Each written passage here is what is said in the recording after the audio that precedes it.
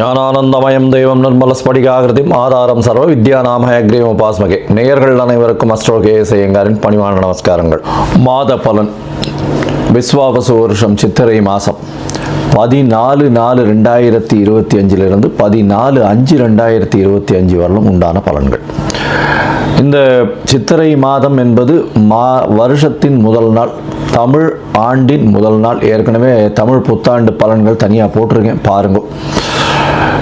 இப்போ இந்த புது மாதத்தின், அதாவது சித்திரை மாதத்தின் பலனில் முதல்ல இந்த மாதத்தினுடைய கிரகச்சாரங்கள் என்னென்ன மாற்றங்கள் வருது, அது தவிர இந்த மாதத்தில் வரக்கூடிய, அதாவது கிரகங்களுடைய மாற்றங்கள் என்னென்ன இருக்குது அப்படின்றத பார்ப்போம்.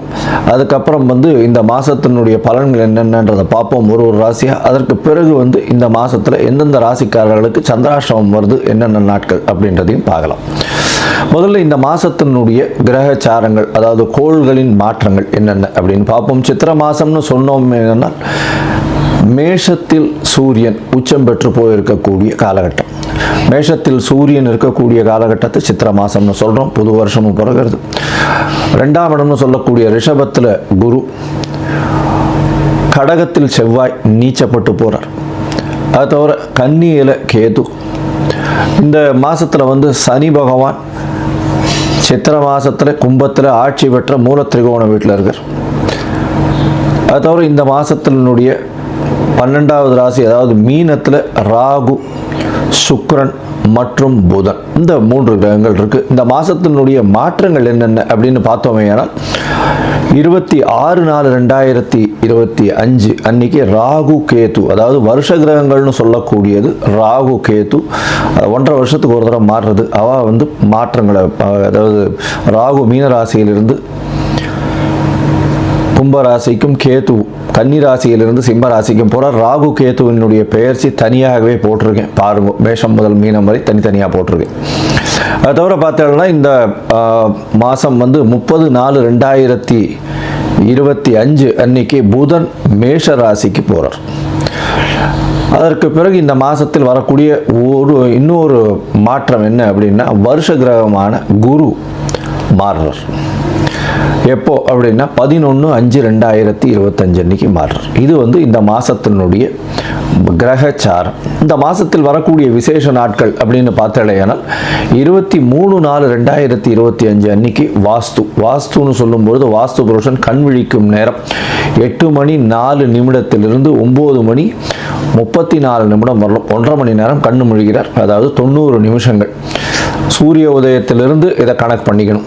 அதை தவிர பார்த்தாலேயானால் வாஸ்து கண் விழிக்கும் பொழுது எந்த ஒரு தோஷமும் கிடையாது. அதாவது அந்த காலகட்டத்தில் அடிக்கல் போடுறது, அதாவது மனை சாஸ்திரம் அடிக்கல் போடுறது, அதை தவிர புதுசாக வீடு கட்டுறதுக்கு ஆரம்பிக்கிறது, பெரிய கன்ஸ்ட்ரக்ஷன் போடுறது, பத்திரங்கள் பதிவு பண்ணுறது, இந்த மாதிரியான விஷயங்கள் பண்ணும் பொழுது நல்ல ஒரு ஏற்றங்கள் கிடைக்கும். அதை தவிர வீட்டுக்கு வாசக்கால் வைக்கிறது, இதெல்லாம் வாஸ்து நேரத்தில் பண்ணுவது மிகவும் சால சிறந்தது.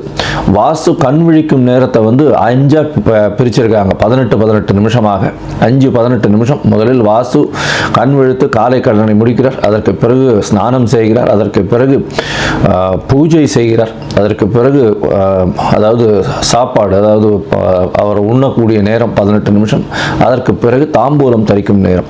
இந்த உண்ணக்கூடிய நேரத்திலையும் தாம்பூலம் தரிக்கும் நேரமான கடைசி 36 நிமிஷம், அதாவது 8:58 9:34 வரலும் இருக்கக்கூடிய நேரத்தில் செய்யக்கூடிய அனைத்து வேலைகளும், அதாவது கன்ஸ்ட்ரக்ஷனுக்குன்னு அந்த இது எந்த ஒரு சிவில் கன்ஸ்ட்ரக்ஷனாக இருந்தாலும் அது வெற்றியை கொடுக்கும் அப்படின்றது சொல்கிறேன். அதனால் வாஸ்து ரொம்பவும் முக்கியமான விஷயம். சரி, இந்த மாதத்தில் வரக்கூடிய மற்ற விஷயங்கள் என்ன அப்படின்னா, 25/4/2025 ரமண மகரிஷி, திருவண்ணாமலையில் ரமண மகரிஷியினுடைய 75வது ஜெயந்தி. அதற்கு பிறகு 27ஆம் தேதி கள்ளழகர் ஆற்றுல இறங்குறார். 27/4/2025 அன்றைக்கி அமாவாசை வேறு. அதற்கு பிறகு பார்த்தாலேயானால் 30/4/2025 அன்னைக்கு அக்ஷய திருத்தியை. அக்ஷய திருதினா வளர்பிறை திருதியை, அதாவது அமாவாசைக்கு அடுத்து வரக்கூடிய 3வது நாள் அக்ஷய திருதியை. இந்த துவரம்பருப்பு அதெல்லாம் வாங்கக்கூடிய நல்ல நாள். பொதுவாகவே தங்கம் வாங்கணும் அப்படின்னு வச்சுருக்காங்க. இப்போ அப்படிலாம் கிடையாது. துவரம்பருப்பு, வெல்லம், அடுத்தது கொஞ்சோண்டு உப்பு வாங்கினாலே வீடு சுபிக்ஷமாக இருக்கும், கவலைப்பட வேண்டாம். அது தவிர பார்த்தோம்னா 4/5/2025 அன்னைக்கு அக்னி நட்சத்திரம் ஆரம்பிக்கிறது. அக்னி நட்சத்திரம்ன்றது உச்சகரமான வெயிலை குறிக்கக்கூடிய கிட்டத்தட்ட ஒரு 28-29 நாள் ஆரம்பிக்கிறது. இது வந்து வைகாசி மாதம் வரலும் தொடர்றதுனால ஆரம்பத்தை மட்டும் சொல்கிறோம். அதை தவிர பார்த்தேனால் இந்த அக்னி நட்சத்திரத்தின் போது பொதுவாக வீட்டினுடைய சுபகாரியங்களை எடுத்து பண்ணுறதில்லை. அதாவது கல்யாணம் எல்லா விஷயங்களும் சுபகாரியங்களை எடுத்து பண்ணுறது கிடையாது. அதனால் அக்னி நட்சத்திரத்தை தவிர்த்துருவா பொதுவாகவே. அது தவிர 12/5/2025 அன்னைக்கு சித்ரா பௌர்ணமி பெரிய விசேஷம். சித்ரா பௌர்ணமி அப்படின்னு சொல்லக்கூடியது மதுரை வைகை ஆற்றுல இறங்குறது பெரிய விசேஷமாக சொல்லக்கூடியது. கள்ளழகரும் இறங்குறாரு வைகையில், சித்ரா பௌர்ணமி அன்னைக்கு இறங்குறார். இந்த காலகட்டத்தில் பார்த்தலையானா இந்த சித்திரை மாதம் நல்ல ஒரு ஏற்றமான மாதமாக இருக்குது. இந்த ஏற்றமான மாதத்தில் மாற்றங்கள், அதாவது ஒரு ராசிக்காரர்களுக்கும் மேஷம் முதல் மீனம் வரை என்னென்ன மாற்றங்கள் இருக்குன்றதையும் பார்க்கணும். அதை தவிர பார்த்தலையானால் இந்த மாதத்தில் குருவும் சுக்கிரனும் பரிவர்த்தனை யோகத்தில் இருக்கா. இந்த மாதம் 11/5/2025 வரலும் பார்த்தோம்னா குரு சுக்கிர பரிவர்த்தனை யோகம் பெரிய விசேஷம். சூரியன் உச்சம் பெற்று போயிருக்கார், அதுவும் மிகப்பெரிய விசேஷம். சனி ஆட்சி மூல திரிகோண வீட்டில் இருக்கிறது பெரிய ஏற்றத்தை கொடுக்கக்கூடிய காலகட்டம். அது தவிர வந்து சுக்கிரனும் புதனும் சேர்ந்து, அதாவது சுக்கிரன் உச்சம் பெற்று புதன் நீச்சம் பெற்று இருக்கிறதுனால நீச்ச பங்கம் அடைஞ்சு ராஜயோகத்தை கொடுக்கக்கூடிய காலகட்டமாக இருக்குது. சரி, இது எந்தெந்த ராசிக்காரர்களுக்கு கொடுக்கறது அப்படின்னு மேஷம் முதல் மீனம் வரை பார்க்கலாம். அதற்கு முன்னாடி என்னுடைய மொபைல் நம்பர் ஸ்க்ராலிங்கில் போயின்னு இருக்கும். உங்களுக்கு அஸ்ட்ராலஜிக்கல் கன்சல்ட் தேவைப்பட்டது ஏனால் நீங்கள் எனக்கு ஃபோன் பண்ணுங்க. உங்களுடைய date, time, place of birth, உங்களுடைய பெயர், தாய் தகப்பனார் பெயர் இதுவரெல்லாம் அனுப்புங்க. என்னுடைய கட்டணம் என்னன்னு சொல்கிறேன். அந்த கட்டணத்தை செலுத்திட்டு அப்பாயின்மெண்ட் எடுத்துக்கோங்க.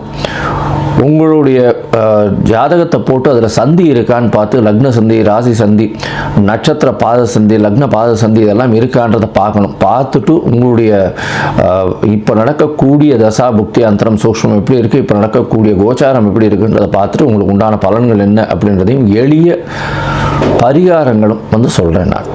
சரி, இந்த மாதம் சித்திரை மாதம் விஸ்வாவசு வருஷம் என்ன ஒரு ஏற்றத்தையும் மாற்றத்தையும் கொடுக்கும் அப்படின்றத ஒரு ராசியாக மேஷம் முதல் மீனம் வரை பார்க்கலாம்.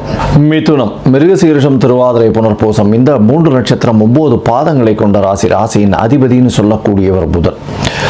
இந்த மாதம் பார்த்தடையானால் உங்களுடைய ராசிநாதன் நீச்சப்பட்டு போயிருக்கார். என்ன சார் எடுத்த உடனேவே ராசிநாதன் நீச்சப்பட்டு போயிருக்காருன்னு சொல்கிறேன், கவலைப்பட தேவையில்லை. அதாவது உங்களுடைய ராசிக்கும் 4ஆம் அதிபதிக்கும் உண்டான புதன் 10ஆம் இடத்தில் நீச்சப்படுறார். நீச்சப்பட்டாலும் நீச்ச பங்கம் அடைகிறார். பெரிய ஏற்றம் கிடைக்க போகுது. திடீர் ஜாக்பாட் அடிக்கும். தொழிலில் பார்த்தேன்னா திடீர் ஜாக்பாட் அடிக்கக்கூடிய வாய்ப்பு. புதுசாக வீடு மனை வாங்கக்கூடிய பாக்கியம். தாயின் உடல்நிலையில் நல்ல ஒரு ஏற்றம் இருக்கக்கூடிய காலகட்டமாக அமையப்படுது. ராசிக்கு பார்த்தேனால் 2ஆம் இடத்துல வந்து உங்களுடைய ராசிக்கு 2ஆம் இடத்துல செவ்வாய் வரார். இதனால் வந்து பேச்சில் கொஞ்சம் ஜாகிரதையாக இருக்கிறது ரொம்பவும் நல்லது. ஏன்னா என்ன இருந்தாலும் துர்கிரகம்ன்றதுனால நீச்சப்பட்டு போனாலும் லாபஸ்தானாதிபதி, அதை தவிர வந்து வேலை, அதாவது 6ஆம் அதிபதியான வேலைக்கு உண்டானவர் வந்து 2ஆம் இடத்துல நீச்சப்படுறதுனால பேச்சினால் உங்களுடைய லாபங்களோ உங்களுடைய வேலைகளோ கெட்டு போகக்கூடிய வாய்ப்புகள் உண்டு. அதனால் கொஞ்சம் ஜாகிரதையாக பேசுறது, ரொம்பவும் பார்த்து பேசுறது ரொம்பவும் நல்லது.